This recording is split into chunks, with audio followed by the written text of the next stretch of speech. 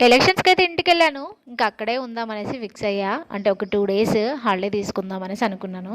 ఇంకా వాకిలంతా బోసి బోసి కనిపిస్తుంది. ఇంకా ముగ్గులేద్దాం మనం చేసేదేముంది అన్నట్టుగా ఇంకా ఒక ముగ్గైతే స్టార్ట్ చేశాను. లాస్ట్ వరకు చూసి ఎలా ఉందో చెప్పండి. కామెంట్ చేయండి. అండ్ మన ఛానల్ ఇప్పుడే ఎవరైనా ఫస్ట్ టైమ్ చూస్తుంటే ప్లీజ్ సబ్స్క్రైబ్ చేసుకోండి. అలాగే వీడియోకి ఒక చిన్న లైక్ ఇచ్చి వీడియో చూడడం అయితే కంటిన్యూ చేయండి. ఒక్క ముగ్గునే గిన్ని గంటలేస్తావా అనేసి మా మమ్మీ అంటా ఉంది. వాళ్ళకి ఏం తెలుసు ఏసే వాళ్ళకి తెలుస్తుంది కదా!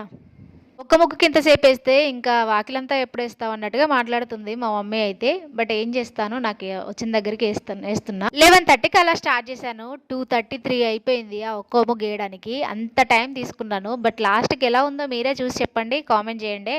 ఇంకా మమ్మీ వాళ్ళైతే దాన్ని చూసి కూడా సాటిస్ఫాక్షన్ అవ్వరు. గిదే ముగ్గు నువ్వు ఇంతసేపు ఏసినావా అన్నట్టుగా మాట్లాడుతుంది మా మమ్మీ అయితే.